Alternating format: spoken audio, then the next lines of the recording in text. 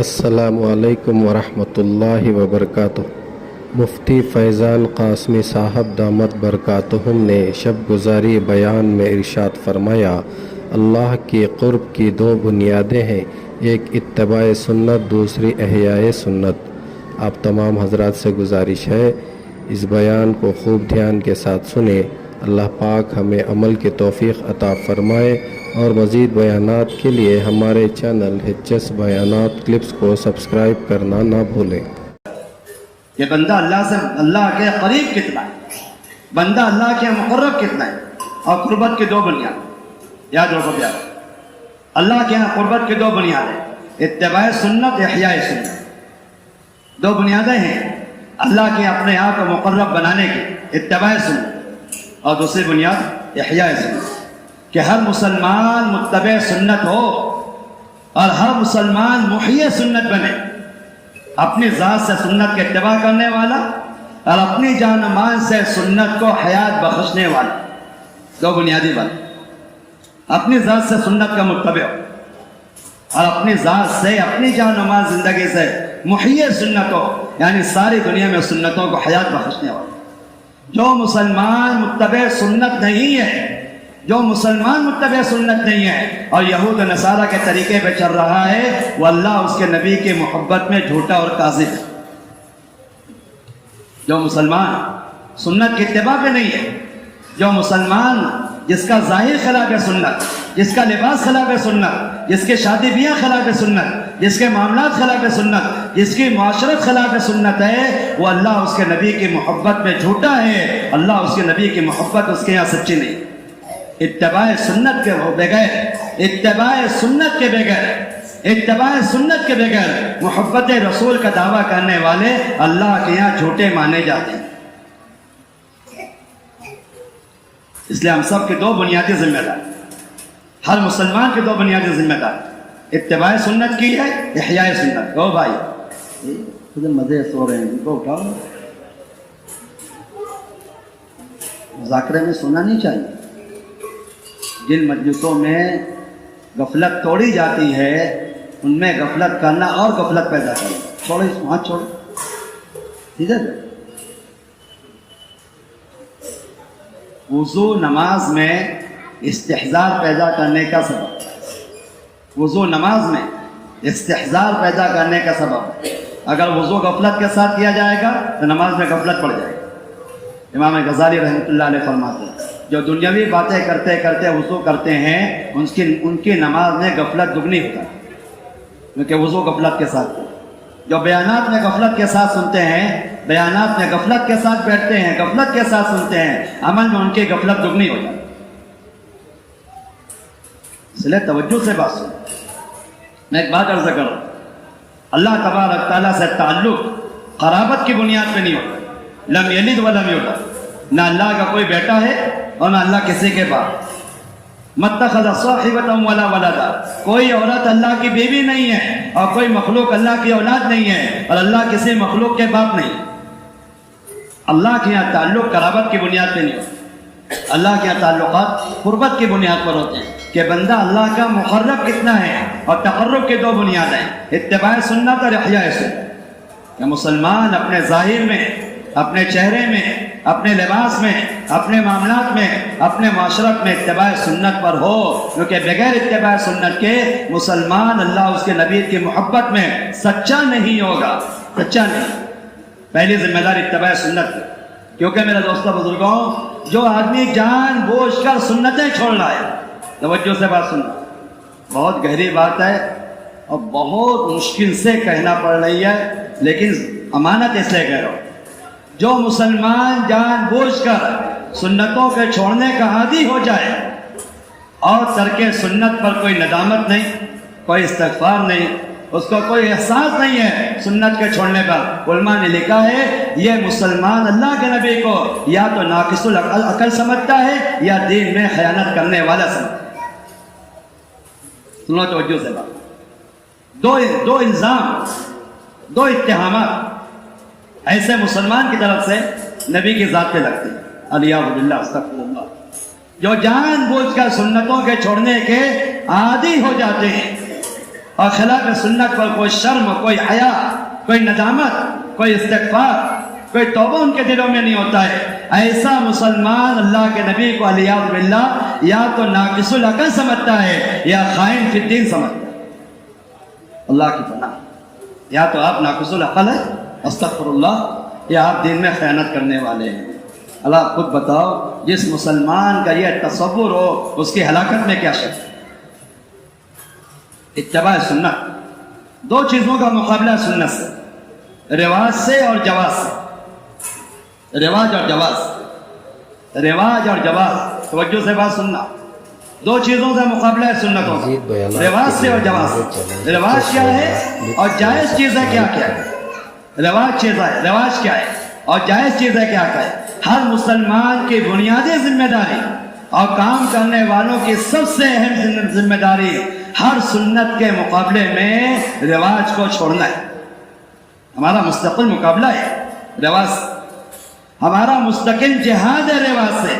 ہم ہر رواج کو چھوڑیں گے سنت کے مقابلے میں، ہم ہر رواج کو چھوڑیں گے سنت کے مقابلے میں، ہم ہر رواج کو چھوڑیں گے سنت کے مقابلے میں، ہم ہر رواج کی تنقید کریں گے سنت کے مقابلے میں، ہم ہر رواج کی تردید کریں گے سنت کے مقابلے میں، کیونکہ رواج کی تائید کرنا سنت کی تردید کرنا ہے۔ جو رواج کی تائید کرتے ہیں وہ سنتوں کی تردید کرتے ہیں، جو رواج کی تائید کرتے ہیں یہ رواجی شکل، یہ رواجی شکل، جو رواج کی تائید کرتے ہیں وہ سنتوں کی تردید کرتے ہیں۔ رواج کی تائید کرنے والے سنتوں پہ باقی رہے ہی نہیں سکتے۔ حضرت علی رضی اللہ عنہ فرماتے ہیں کہ جس سنت کے مقابلے میں رواج لاؤ گے اس سنت سے محروم ہو جاؤ، جس سنت کے مقابلے میں رواج لاؤ گے اس سنت سے محروم ہو جاؤ گے، جس سنت کے مقابلے میں رواج لاؤ گے اس سنت سے محروم ہو جاؤ گے۔ کام کرنے والے ہر ساتھی کو یہ دیکھنا چاہیے دعوت کے ہر حصہ، اپنا مشورہ، اپنی تعلیم، اپنی ملاقاتیں، اپنے گشت، ہمارے مشورے رواج پہ تو نہیں آ گئے، سنت سے ہٹ تو نہیں گئے، بنیادی ذمہ داری۔ جی ہاں، کیونکہ جو چیز جس چیز میں رواج شامل ہو جائے گا اس چیز کی سنتیں ختم ہو جائے گی، اور سنت کا چھوڑنا ہی نصرت سے محرومی ہے۔ سنت کا چھوڑ دینا یہ نصرت سے محرومی ہے۔ حضرات صحابہ نے رواجی شکلوں کو چھوڑا ہے سنت کے مقابلے میں، رواجی شکلوں کو چھوڑا ہے سنت کے مقابلے میں۔ اللہ تبارک تعالیٰ انہیں حکمت کی باتیں اللہ تعالیٰ الہام فرماتے ہیں۔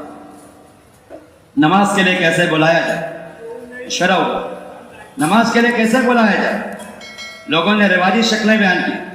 اللہ کے نبی باجا بجایا جائے، آگ جلا دی جائے، آگ جلا دی جائے، دھواں اٹھے گا، لوگ سمجھ جائیں گے نماز کا وقت ہو گیا ہے، سارنگی بجائی جائے، ڈھول بجایا جائے۔ آپ نے کہا نہیں، یہ سب رواجی طریقے، یہ مجوس کا طریقہ ہے، یہ یہود کا طریقہ ہے، یہ عیسائیوں کا طریقہ ہے۔ ہم دعوت کا عمل جو مسنون عمل ہے ہم اس میں یہود و نصارہ کے طریقے اختیار نہیں کریں۔ جس نبی نے عبادات میں یہود و نصارہ کی مخالفت پر اپنے امت کو کھڑا کیا ہے، جس نبی نے عبادات میں یہود و نصارہ کی مخالفت پر اپنے امت کو کھڑا کیا ہے، جس محنت کے ذریعے ساری عبادات وجود میں آتی ہے، دعوت، اس محنت میں اللہ کے نبی یہود و نصارہ کے طریقوں کو کیسے پسند کرے؟ رائے دینے والوں کو سوچنا چاہیے کہ میری رائے کسی رواج سے مل تو نہیں رہی ہے۔ کام کرنے والوں کو سوچنا چاہیے کہ میرے کام کا کوئی حصہ کسی رواج سے مل تو نہیں رہا ہے۔ کام کا جو حصہ رواج سے مل جائے گا وہ اللہ کے یہاں مردود ہو جائے گا، کیونکہ مقبولیت سنت کے ساتھ، مقبولیت سنت کے ساتھ کام کا جو حصہ رواج سے ملے گا وہ اللہ کے یہاں مردود ہو کر رہے گا، مقبولیت سنت کے ساتھ۔ تو صحابہ میں مشورہ ہو کہ نماز کے لوگوں کو جمع کرنا، کیا شکل اختیار کی جائے؟ تو لوگوں نے الگ الگ رائے، تو نبی کریم صلی اللہ علیہ وسلم نے کسی رائے کو قبول نہیں کی۔ یہ یہود کا طریقہ، یہ عیسائیوں کا طریقہ، یہ مجوس کا طریقہ، ہم اس کو پسند نہیں کریں۔ عبادات میں اللہ کے نبی نے غیروں کے طریقوں کو اختیار کرنا اور غیروں کے طریقوں کا التزام کرنا اللہ کے نبی نے عبادات میں پسند نہیں کی۔ آپ صلی اللہ علیہ وسلم مدینہ منورہ تشریف لائے، یہود روزہ رکھتے تھے، 10 محرم کا روزہ. آپ نے پوچھا یہ کیسا روزہ ہے, کیوں رکھتے ہو؟ کہنے لگے اللہ کے نبی اس دن اللہ تبارک تعالیٰ نے ہمارے بڑوں کو, ہمارے آبا اجداد کو فرعون کے ظلم و ستم سے نجات دی. اس دن فرعون دریا میں ڈوبا تھا, ہمارے آبا اجداد دریا سے پار ہو گئے تھے. ہم اللہ کی نعمت کے شکرانے میں اس دن روزہ رکھتے ہیں. نبی کریم علیہ السلام نے فرمایا ہم تم سے زیادہ حقدار ہیں اس دن روزہ رکھنے کے, مگر ہم تمہاری مخالفت کریں گے. تم 1 دن کا روزہ رکھتے ہو, ہم 2 دن کا روزہ رکھیں. آپ غور کرو, جو نبی عبادات میں یہود و نصارہ کے طریقوں کی مخالفت پر اپنے امت کو ابھار رہے ہیں, آمادہ کر رہے ہیں, وہ نبی دعوت میں یہود و نصارہ کے طریقوں کو کیسے پسند کریں؟ رواج کا مقابلہ ہے سنتوں سے, کہ جس رواجی شکل اختیار کرو گے اس کے مقابلے کی سنت سے محروم ہو جاؤ. آپ نے فرمایا یہ رواجی شکل ہے, یہ یہود کا طریقہ ہے, یہ عیسائیوں کا طریقہ ہے. آپ نے کسی طریقے کو پسند نہیں کیا. صحابہ حیران ہو گئے. ایک صحابی عبداللہ ابن زید ابن عبد ربہ بے چین ہو گئے کہ نماز کے لیے بلانا ہے, اتنا اہم مسئلہ ہے, نماز کے لیے بلانا اتنا اہم مسئلہ ہے, تو کیا کیا جائے؟ دیکھو میرے دوستو یاد رکھیں, درست رائے کام کرنے والوں کے دلوں میں کیسے الہام ہوتی؟ درست رائے کام کرنے والوں کے دلوں میں الہام کیسے ہوتی ہے؟ اس کا تعلق نہ ذہانت سے ہے, نہ فطانت سے ہے, نہ قدامت سے ہے, نہ تجربات سے ہے. آپ بڑے تجربے والے, آپ بڑے پرانے ہیں, آپ بڑے ذہین ہیں, آپ بڑے فتین ہیں, آپ بڑے چالاک ہوشیار ہیں, اس کا کوئی تعلق نہیں ہے. اس کا تعلق تو مجاہدے اور قربانی سے. کتنا مجاہدہ قربانی کی آپ نے مشورے میں شرکت کے لیے, کتنا مجاہدہ قربانی کیا آپ نے اس امر میں شرکت کے لیے. آپ کے مجاہدہ قربانی پہ اللہ پاک صحیح باتیں الہام فرمائیں. عبداللہ بن زید ابن عبد ربہ کھانا چھوڑ دیا, پانی چھوڑ دیا, آرام چھوڑ دیا, کہ جب تک اس مسئلے کا حل نہیں ہوگا اور اللہ تعالیٰ صحیح بات میرے دل پہ الہام نہیں فرمائیں گے, میں کھانا پینا نہیں کھاؤں. اس مجاہدے پہ اللہ نے اذان الہام کی. فرشتے کو خواب میں دیکھا, باجا لے کر جا رہا ہے. صحابی نے پوچھا یہ سب باجا ہمیں دے دو, ہم بجا کر مسلمانوں کو جمع کریں گے نماز کے لیے. وہ کہنے لگے ارے نہیں. فرشتہ کہنے لگا یہ اچھا طریقہ نہیں ہے, چھوڑ دو اس کو, میں تمہیں بہتر طریقہ بتاؤں, میں اس سے اچھا طریقہ. کہ وہ کیا طریقہ ہے؟ فرشتے نے اذان دی. صحابی پوری اذان سن رہے ہیں خواب کے اندر, بیدار ہوئے, آپ علیہ السلام کے پاس آئے, آپ نے آپ کو یہ خواب سنایا.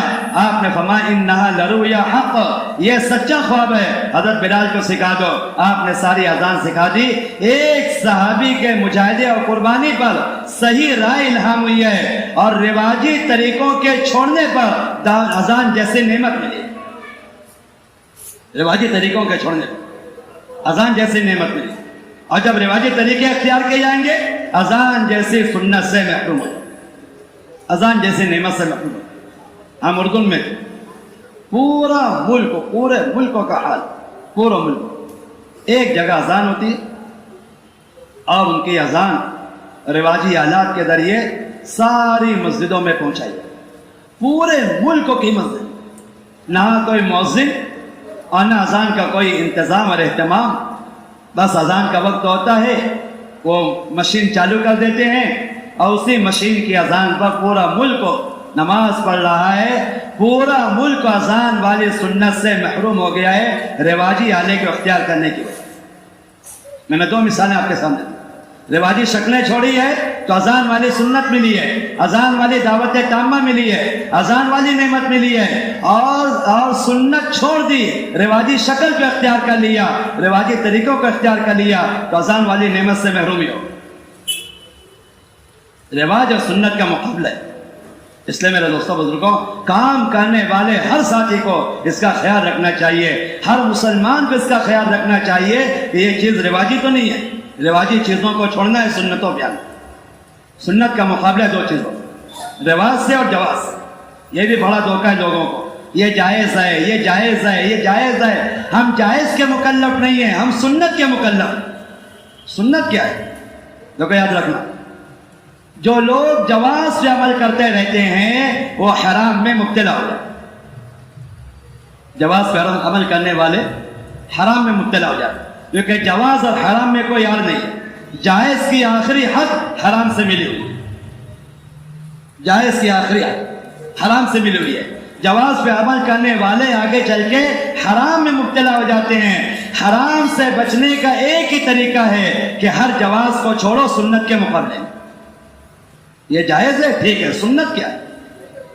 سنت کیا ہے کہ ہر جائز کو چھوڑو سنت کے مقابلے میں۔ کیونکہ میرے دوستوں بزرگوں، جواز کو تلاش کرنا، رخصتیں تلاش کرنا، اس میں کوئی رخصت ہے، اس میں کوئی جائز ہے، جواز کو تلاش کرنا اور رخصتوں کو تلاش کرنا اور رخصتوں کی رہبری کرنا، یہ دین کے کمزور ہونے کے علاوہ۔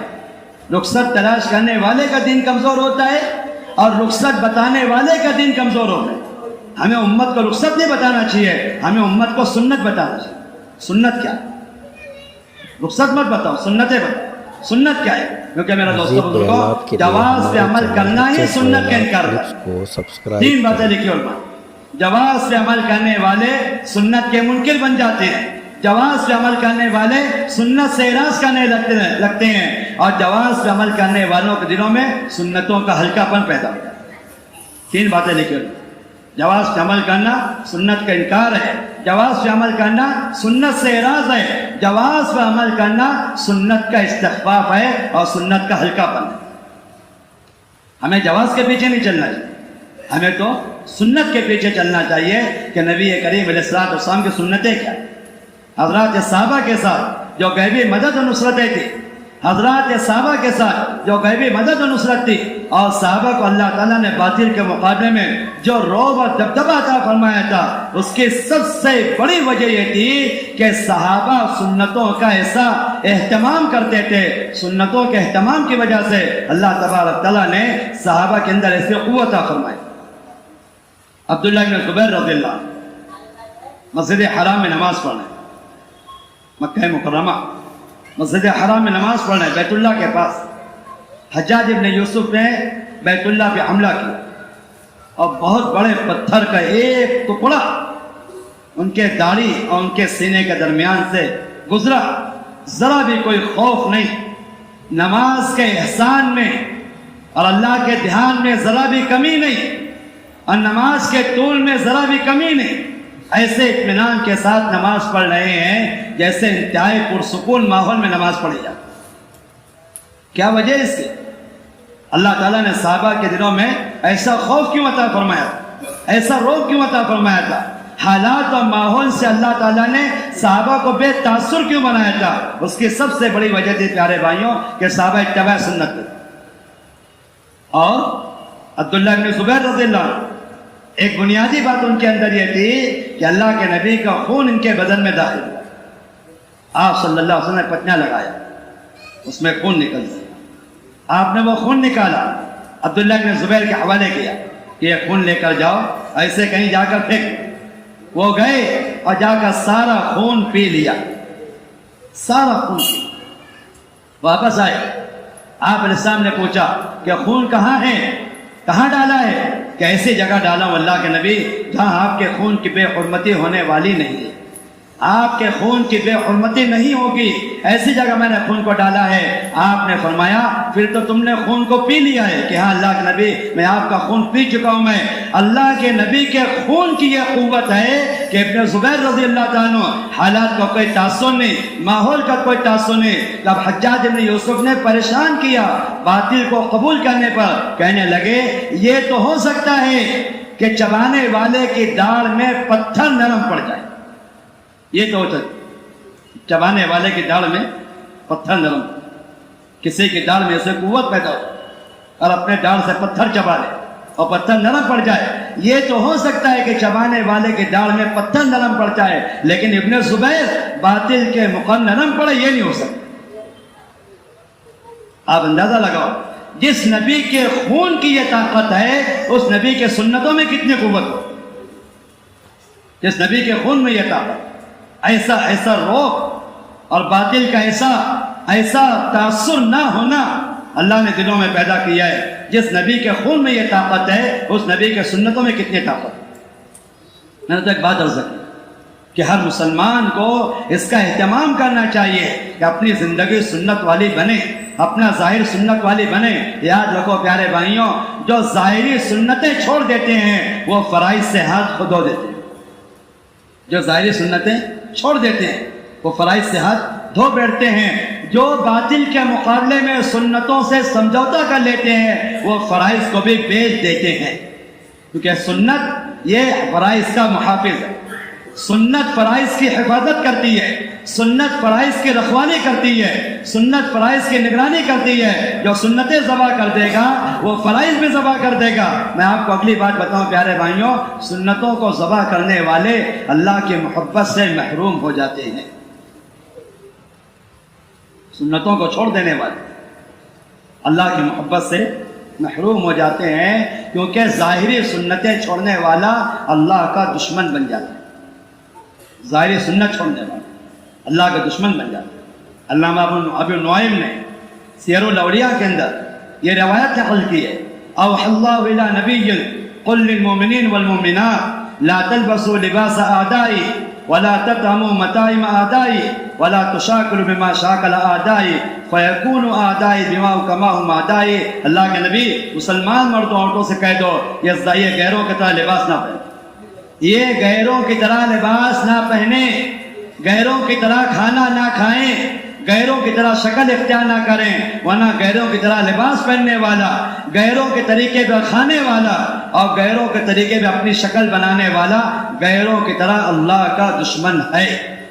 جس مسلمان کا ظاہر خلاف سنت ہے، جس کا لباس خلاف سنت ہے، جس کا چہرہ خلاف سنت ہے، نماز پڑھ کے وہ اللہ کا دشمن ہے، روزہ رکھ کے وہ اللہ کا دشمن ہے، حج عمرہ کر کے وہ اللہ کا دشمن ہے، مسجد مدرسوں کے تعمیر کر کے اللہ کا دشمن ہے۔ جس مسلمان نے اپنا ظاہر خلاف سنت کر لیا ہے وہ اللہ کا دشمن بن چکا ہے۔ آج مجھے بتاؤ دشمنی کے ساتھ کوئی محبت ہو سکتی ہے؟ بولو بھائی، جو اللہ کا دشمن بن جائے وہ اللہ کا محبوب کیسے بن سکتا ہے؟ جو اللہ کا دشمن بن جائے وہ اللہ کا محبوب کیسے بن سکتا ہے؟ اس لیے ہر کام کرنے والوں کی بنیادی ذمہ داری ہے اپنے ظاہر کو اتباع سنت پہ لاؤ۔ اللہ سے تعلق کی دو باتیں میں نے عرض کی۔ اللہ سے تعلق ایک اتباع سنت کی بنیاد پر ہوتا ہے، ایک احیاء سنت کی بنیاد پر ہوتا ہے۔ اتباع سنت میں سب سے بڑی رکاوٹ دو چیزیں، اتباع سنت میں سب سے بڑی رکاوٹ دو چیزیں، غیروں کا تعصب اور غیروں سے محبت۔ اتباع سنت میں رکاوٹ سب سے بنیادی دو چیزیں، اغیار سے متاثر ہونا اور اغیار کا محبوب ہونے کی فکر کرنا۔ یاد رکھو پیارے بھائیوں، جس مسلمان کا دل غیروں سے متاثر ہوگا اور جو مسلمان غیروں کا محبوب بننا چاہے گا وہ سنتوں کو ذبح کر کے رہے گا۔ دو وجہ ہے سنتوں کو چھوڑنے، اغیار کا تاثر اور اغیار کی محبت۔ جس مسلمان کے دل میں غیروں کا تاثر ہے اور جو مسلمان غیروں کی نگاہ میں محبوب بننا چاہے گا وہ سنتوں کو ذبح کر کے رہے گا، کیونکہ اغیار کبھی بھی مسلمانوں کی سنت سے راضی نہیں۔ یاد رکھو اللہ نے صاف فرمایا وَلَن تَرْضَىٰ عَنْكَ الْيَهُودُ وَلَا النَّصَارَىٰ حَتَّىٰ تَتَّبِعَ مِلَّتَهُمْ۔ نبی جی یہود نصارہ کبھی آپ سے راضی نہیں ہوں گے جب تک کہ آپ ان کا طور طریقہ اختیار نہیں کریں۔ جو مسلمان ظاہر کے اعتبار سے سنت پر ہے وہ کبھی اغیار کا محبوب نہیں بن سکتا ہے۔ اغیار کا محبوب بننے کے لیے سنتوں کو چھوڑنا چاہتا ہے۔ اور یاد رکھو پیارے بھائیوں، جو مسلمان کسی مخلوق کو راضی کرنے کے لیے، الفاظ پہ غور کرنا، جو مسلمان کسی مخلوق کو راضی کرنے کے لیے اللہ کے نبی کی ایک سنت چھوڑے گا اللہ تعالیٰ غیر کو مسلط کر دیں گے اور اس کو غیروں کے حوالے کر دیں گے۔ زمانے کے مسلمانوں کی ہر درمی اور اس زمانہ کے مسلمانوں کی بے شرمی اور بے حیائی کہ اللہ کے نبی کی سنت کو اپنی عزت کے خلاف سمجھتے ہیں۔ اجی میری ایک عزت ہے، میرا ایک مقام ہے معاشرے میں، کیا کہتے ہیں، میرا ایک مقام ہے، میرا ایک حیثیت ہے، میرا ایک مرتبہ ہے سماج سوسائٹی کے اندر۔ اگر میں اس سنت کو اختیار کروں گا میری عزت میں، میرے مقام میں، میرے مرتبے میں کوئی کمی نہ آ جائے۔ میں مسجد میں بیٹھ کے عرض کر رہا ہوں، اگر ساری دنیا کے مسلمان اجتماعی طور پر اپنی عزتوں کو بچانے کے لیے اللہ کے نبی کے ایک سنت چھوڑیں گے، اللہ تعالیٰ ایسی ذلت میں مبتلا کرے گا جو قیامت تک ختم نہیں۔ کہاں ہیں آپ مقابلہ کرتے ہو؟ یہ سنت ہے، یہ فرض ہے، یہ واجب ہے۔ عجیب فرق ہے۔ صحابہ اور ہم میں بنیادی فرق یہ ہے، صحابہ سنتوں پہ عمل کرتے تھے سنت ہونے کی وجہ سے، ہم سنت چھوڑتے ہیں سنت ہونے کی وجہ سے۔ صحابہ سنتوں پہ عمل کرتے ہیں سنت ہونے کی وجہ سے، ہم سنت چھوڑتے ہیں سنت ہونے کی وجہ سے۔ یہ سنت ہے، فرض و واجب نہیں ہے۔ جو سنت چھوڑے گا وہ فرض و واجب پر بھی باقی نہیں ہے۔ ہماری درخواست ہے آپ سب سارے شرکا سے، ہمارے تمام ساتھیوں سے، ایک ایک ضرورت میں، ایک ایک عادت میں، ایک ایک ضرورت میں، ایک ایک عادت میں اس کا اہتمام کرنا چاہیے کہ اللہ کے نبی کی سنت کیا ہے، اور ایک ایک سنت کو اختیار کرنا چاہیے۔ اللہ اکبر! کتنی سنتیں چھوڑ دیتے ہیں عزت کو بچانے کے لیے، سنو تو صحیح، کتنی سنتیں چھوڑ دیتے ہیں عزت کو بچانے کے لیے، کتنی سنتیں چھوڑ دیتے ہیں اپنا مقام مرتبہ باقی رکھنے کے لیے، حالانکہ اللہ نے ساری عزتوں کی حفاظت اور سارے مقام مرتبے کی ضمانت سنتوں کے اہتمام میں رکھی۔ اللہ کے نبی کی حدیث ہے، تعتموا تزدادوا حلما ووقارا، امامہ باندھا کرو تمہارا وقار بڑھ جائے۔ کیا باندھا کرو؟ ماں باندھا کرو، ماں باندھا کرو۔ کیوں نہیں باندھتے ہو امامہ؟ سب امامہ باندھا کرو۔ اللہ کے نبی کی حدیث، تعتموا، امامہ باندھا کرو، تمہارا وقار بڑھ جائے گا سامنے والے کے دل میں، اور تمہارے دل میں حلم بڑھ جائے گا۔ جتنے غصے ہیں آپس میں، اور جتنے جھگڑے ہیں آپس میں، اور جتنے اختلافات ہیں آپس میں، اور جتنے میاں بیوی میں آپس میں تعلقات ٹوٹتے ہیں، بڑی وجہ ہے کہ شوہر میاں امامے کا اہتمام نہیں کرتے۔ اللہ کے نبی کی حدیث، تعتموا تزدادوا حلما ووقارا، امامہ باندھا کرو، جو غیروں کے دلوں میں تمہارا وقار بڑھ جائے گا، تمہارے دل میں اللہ پاک حلم بردباری بڑھا دے گا۔ مقام کے حفاظت کے لیے سنت چھوڑتے ہیں، وقار بڑھانے کے لیے سنتیں چھوڑتے ہیں، روب قائم کرنے کے لیے سنت چھوڑتے ہیں۔ اللہ کے مقام کی حفاظت، روب اور دبدبے کا عطا کرنا اللہ نے سنتوں کے اہتمام میں رکھا۔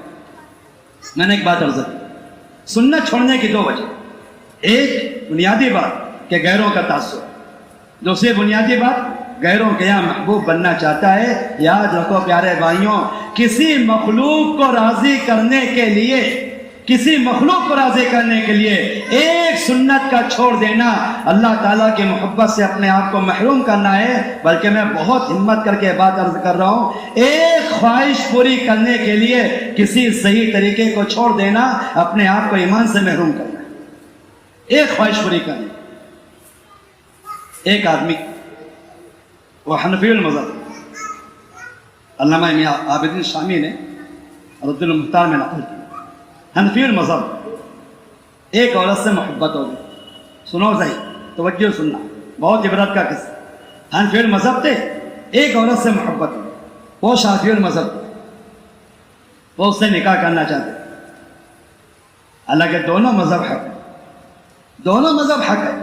احناف کا مذہب حق ہے، امام شافعی رحمہ کا مذہب حق ہے، امام احمد بن حنبل کا مذہب حق ہے، امام مالک کا مذہب حق ہے، مذاہب اربع حق ہے، اور سب کے سب جنت میں جائیں گے، سب سنت سے ثابت ہے۔ یاد رکھو پیارے بھائیوں، کسی مذہب کی تحقیر کرنا سنت کی تحقیر کرنا، کسی مذہب کو ہلکا سمجھنا، شافعی، مالکی، حنبلی، کسی مذہب کو ہلکا سمجھنا سنت کو ہلکا سمجھنا ہے۔ چاروں مذہب حق ہے۔ تو لڑکے والوں نے مطالبہ، آپ ہماری لڑکی سے نکاح کرنا چاہتے ہو، ہمارے ایک شرط، ہم آپ سے کوئی مال کا اور کوئی جہیز کا اور دنیاوی کسی شکل اور سبب کا ہم آپ سے مطالبہ نہیں کرتے ہیں، ہماری اتنی درخواست ہے کہ حنفیت چھوڑ دو، شافعی بن جائے، حنفیت چھوڑ دو۔ حالانکہ دونوں پر حق ہے۔ کیوں بھائی؟ اگر حنفی آدمی شافعی اختیار کر لے تو اسلام سے نکل جائے گا کہ نہیں؟ دونوں حق ہے، حنفی مذہب بھی حق ہے، شافعی مذہب بھی حق ہے، لیکن خواہش کی بنیاد کہ اگر آپ اپنے بچے ہماری بیٹی سے نکاح کرنا چاہتے ہو تو آپ حنفیت چھوڑ دو، شافعی بن جاؤ۔ اللہ کی شان، اس نے حنفیت چھوڑ دی، شافعی بن گیا، اور اس کا نکاح اس لڑکی سے ہو گیا۔